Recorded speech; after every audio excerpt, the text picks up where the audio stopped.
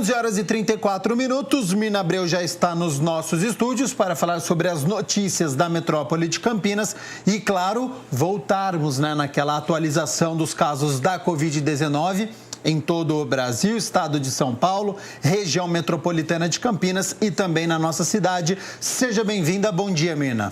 Bom dia, Gabriel. Bom dia a você aí de casa. Olha, de acordo com o Ministério da Saúde, até esta segunda-feira, o Brasil contabilizava 5.876.464 casos da Covid-19.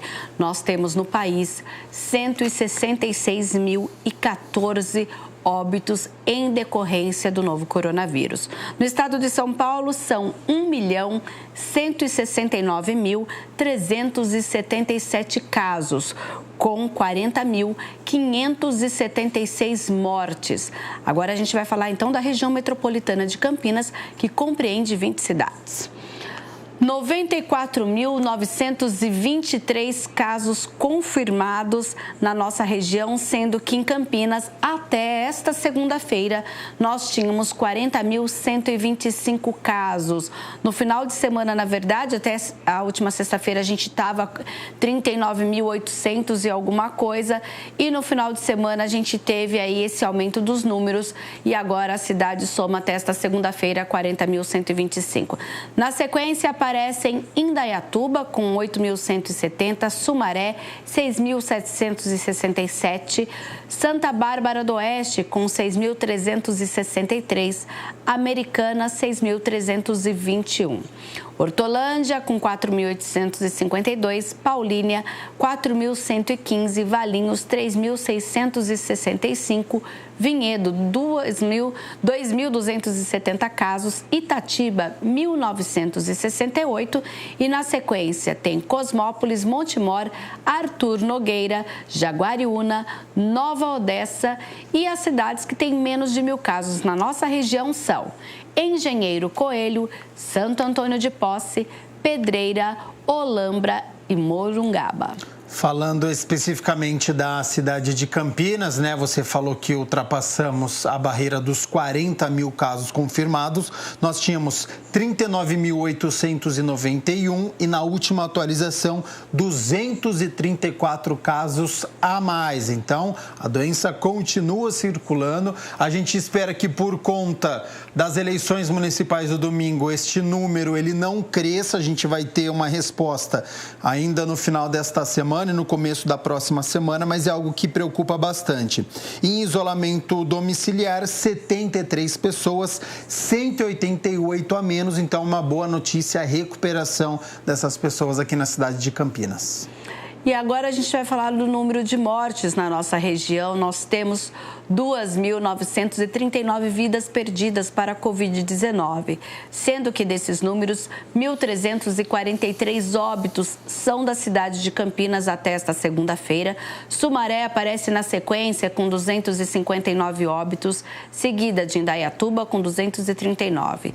Ainda depois vem Santa Bárbara do Oeste com 198, Americana 169, Valinhos com 152 e Hortolândia com 159. Na sequência, cidades que têm menos de 100 óbitos: Paulínia, Nova Odessa, Montemor, e aí também a gente fala de Cosmópolis, Vinhedo, Itatiba, Jaguariúna, Arthur Nogueira, e vamos aí às cidades com menos, na verdade, Engenheiro Coelho tem 22 óbitos e Arthur Nogueira tem 21. Então, na sequência, Arthur Nogueira, Pedreira, Santo Antônio de Posse, Morungaba e Olambra.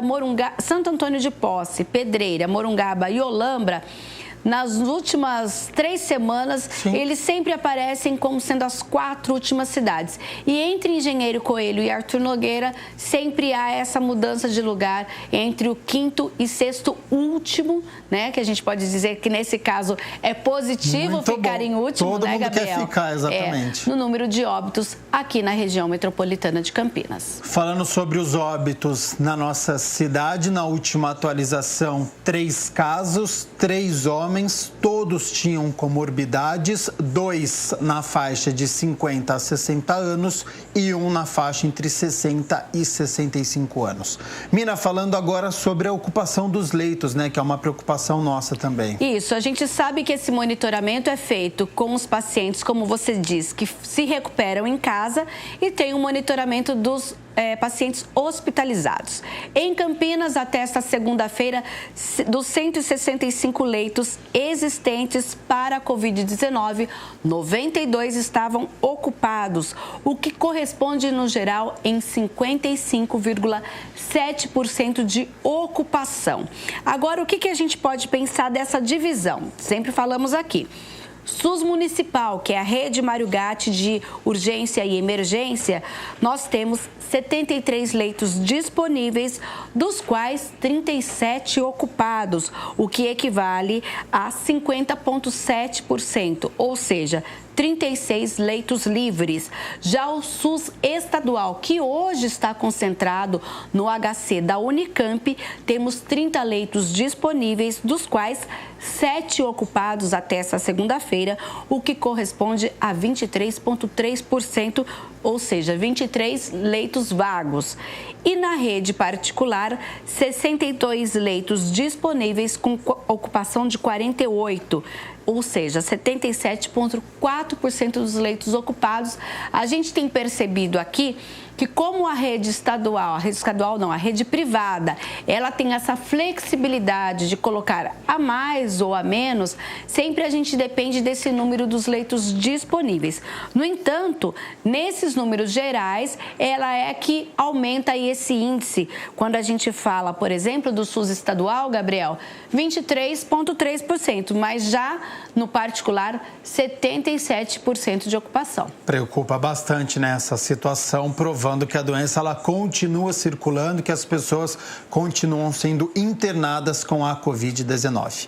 Mina, vamos continuar falando aqui de saúde, porque a campanha de vacinação da poliomielite foi prorrogada. Isso quer dizer que não chegamos naquele patamar que nós gostaríamos de 100% das crianças imunizadas. Infelizmente, já é a terceira prorrogação e agora a decisão é que essa prorrogação vai até o dia 30 de novembro, não só em Campinas, mas em todo o país. Nós estamos vendo aí uma preocupação com a Covid-19, mas não podemos deixar de nos preocupar com outras doenças. E no caso da poliomielite e a multivacinação, essa campanha continua então até 30 de novembro e os postos são 66 centros de saúde no caso de Campinas e você pode encontrar o centro de saúde mais próximo da sua casa no site campinas.sp.gov.br.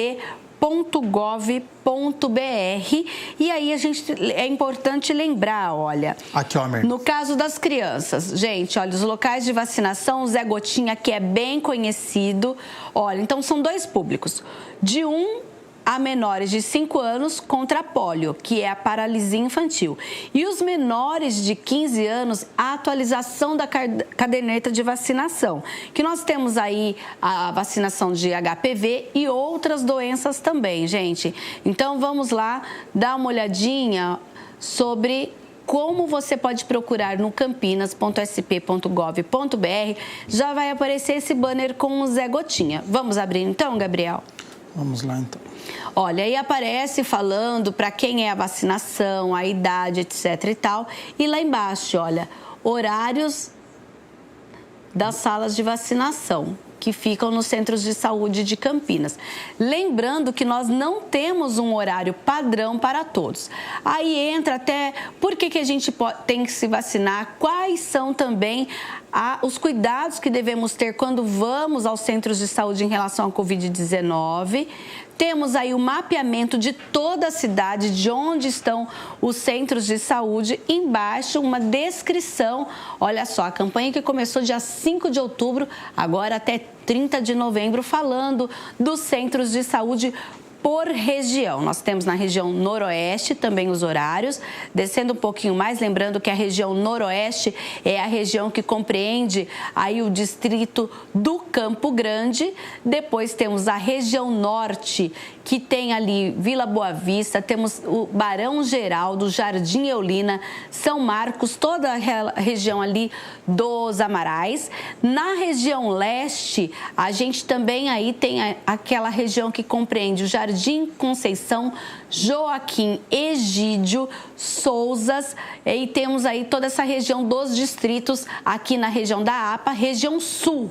Na região sul já é mais a região do Jardim Campo Belo e também compreende aqui perto da Câmara, inclusive Jardim Guarani, Parque da Figueira, temos também aqui o Jardim Proença, então, inclusive, a Vila Rica também faz parte dessa região. Já na região sudoeste, que nós temos aí a região do distrito do Ouro Verde, que são os diques, Jardim Santa Lúcia, temos também Parque Vista Alegre, a Vila União também pertence e o Parque Universitário de Viracopos. Então, você que mora em uma dessas regiões, eu vou pegar aqui, a gente está no final dessa lista, por exemplo, ó, o Centro de Saúde da Vila União. Tem o endereço, tem o horário de funcionamento que a gente pode perceber que, olha, sempre é das 8 da manhã, pausado entre meio-dia e 1h, e depois se abre a 1h e fica aberto até às 5 da tarde. Então, a gente teve, nesse caso, só a abertura no dia D, que foi o dia 16/10, que ela abriu no sábado. Mas todas as unidades abrem também no dia de segunda a sexta. Já no caso do bairro Vista Alegre, olha, segunda a sexta, das 7h30 da manhã à 1 da tarde, fecha para almoço, depois, então, fica aberto das 2 da tarde às 5 da tarde e abre aos sábados essa unidade das 7h30 ao meio-dia. Então, você que ainda não teve a oportunidade de levar o seu filho, o seu parente, ou mesmo está preocupado, olha, eu não acho a carteirinha, não tem problema. Leve um documento dessa criança e lá você vai poder, então, atualizar os seus dados, atualizar a carteira de multivacinação. E essa campanha não é só aqui, olha, a gente observa que também temos a prorrogação. No caso de Hortolândia, lá a preocupação também é com o sarampo, por exemplo, porque na cidade foram aplicadas 8.728 doses para pessoas com 6 meses e 29 anos e 4.380 para pessoas entre 30 e 49 anos. Claro que a gente fala aqui da campanha contra a paralisia infantil, mas também há outras doenças. Lembrando que o sarampo era uma doença que estava erradicada no país, mas que voltou justamente pela baixa taxa de cobertura da vacinação contra o sarampo. Então, gente, também aí no caso de Hortolândia e das cidades vizinhas, procure a unidade básica de saúde mais perto da sua casa e atualize a sua caderneta. 8.728 doses numa cidade como Hortolândia é muito pouco, né, Mirna Abreu? Então, por favor, você que mora em Hortolândia, que conhece alguém da cidade, tem que se vacinar, importantíssimo para a gente erradicar algumas doenças e cuidar da nossa saúde. E nesse caso, o apelo também é para os adultos, né, que não estão vacinados contra o sarampo. Exatamente, e levar o seu filho também para se vacinar no posto de saúde mais perto da sua residência. Mirna Abreu, essa semana vai ter interrupção do fornecimento de água em uma região aqui da cidade de Campinas, então quem que tem que se programar? Olha, o pessoal que mora no satélite Íris, aqui na região da John Boy Dunlop, na região do Campo Grande, distrito do Campo Grande, porque a Sanasa fará uma interligação de redes na quinta-feira, dia 19. Então, a população dessa região, desse bairro, ficará sem água das 8 horas da manhã às 5 da tarde. Por isso, nesta quarta-feira é dia de fazer a reserva de água para poder usar na quinta-feira durante esse período. Então, você que mora aí no satélite Íris, em Campinas, faça a sua reserva de água. Apenas para utilizar no dia, né? Também não precisa reservar para uma semana, porque a água não é algo ilimitado. Mina Abreu, tecnologia chegou também na Zona Azul, né? Para quem que vai no centro da cidade, dependendo da região, precisa ter aí o cartão. Qual que é a novidade agora em relação à Zona Azul? Gabriel, particularmente, por exemplo, quando a gente vem ao centro da cidade, nem sempre as pessoas sabem onde está vendendo o bilhete do cartão da Zona Azul. Às vezes você tem que comprar de um ambulante, ou às vezes você não acha ninguém naquele período, tá, por exemplo, com pressa, acaba saindo sem colocar o cartão, é multado. Então agora, para facilitar a vida de quem tem que estacionar nessas áreas destinadas à Zona Azul aqui em Campinas, essas pessoas vão contar com o QR Code. Olha só, a novidade foi implantada em trechos da Rua Doutor Quirino, Costa Aguiar e General Osório, aqui na região central. E gradativamente, nós teremos outras vias.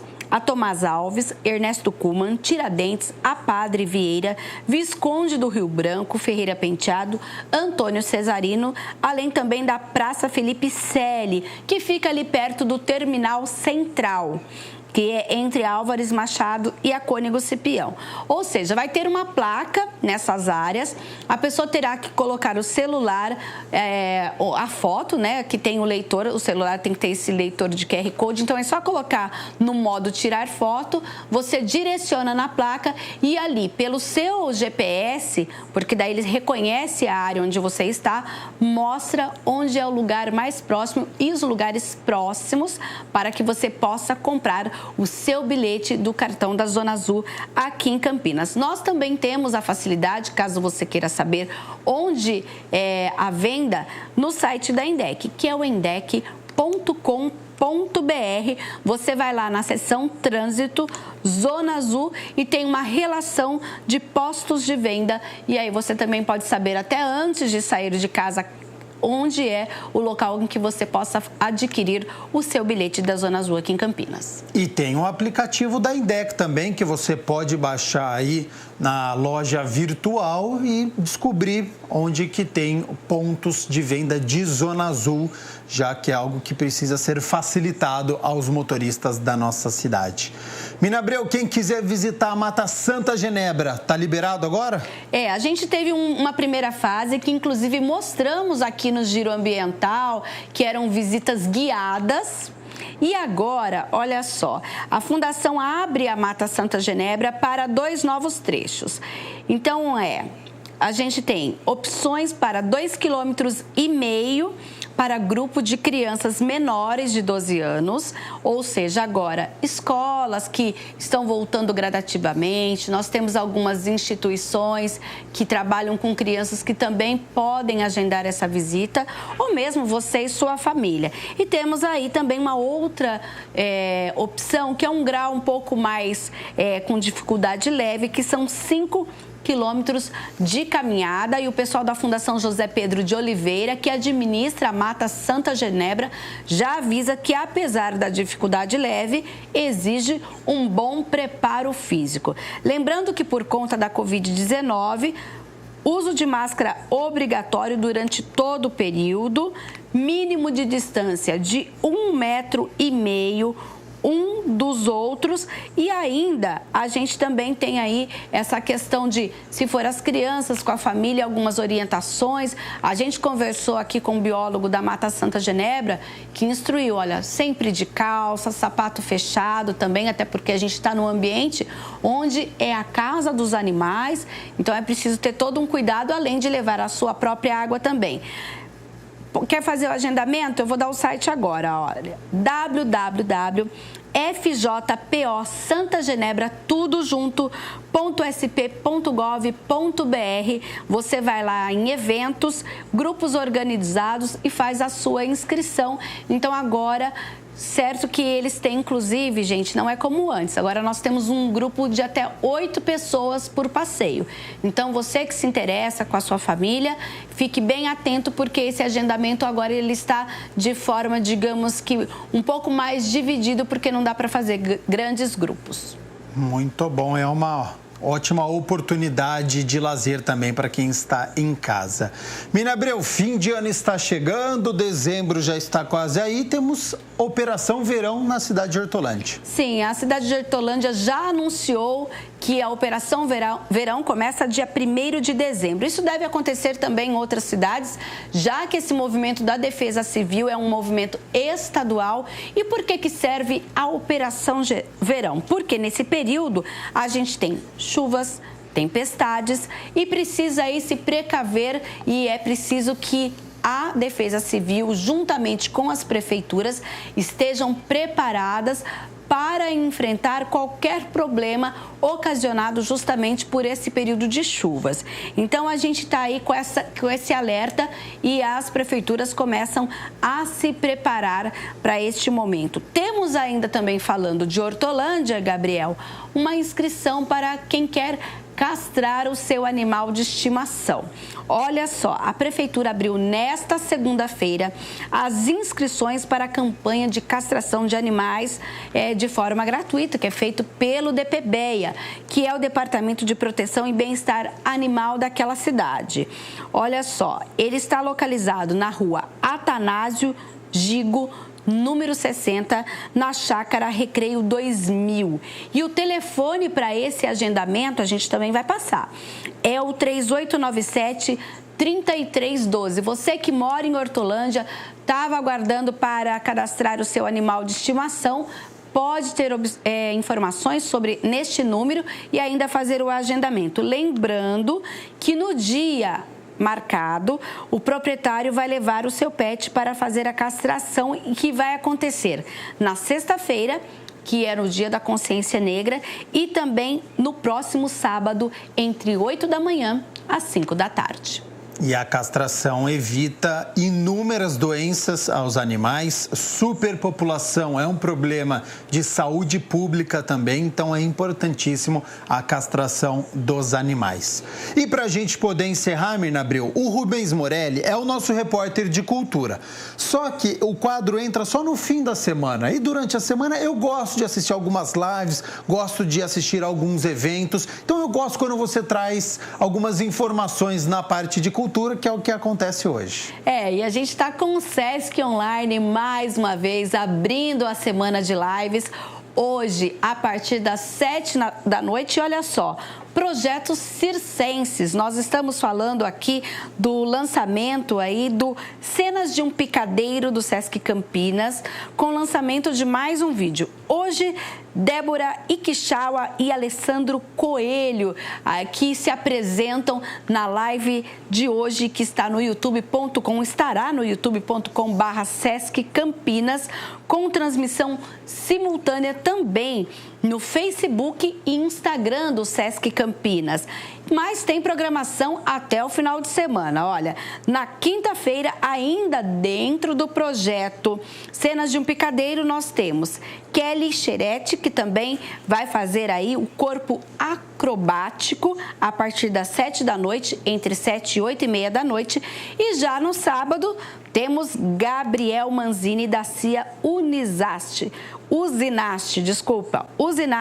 que vai trazer a oficina de pernas para o ar, sempre às 7 da noite, aí no endereço do Sesc Campinas no YouTube. E você pode fazer a sua inscrição também pelo sesc.org.br/inscrições. Valorize os artistas da nossa cidade, porque é muito bacana o trabalho que é realizado. Mirna Abreu, muito obrigado pelas notícias da Metrópole de Campinas. Você volta daqui a pouco? Isso, daqui a pouco a gente vai falar um pouco sobre o Legislativo, até porque a pauta das reuniões extraordinárias a pauta foi publicada no Diário Oficial de hoje, mas eu conto já já. Tá bom, então daqui a pouco todas as informações sobre as reuniões extraordinárias desta quinta-feira.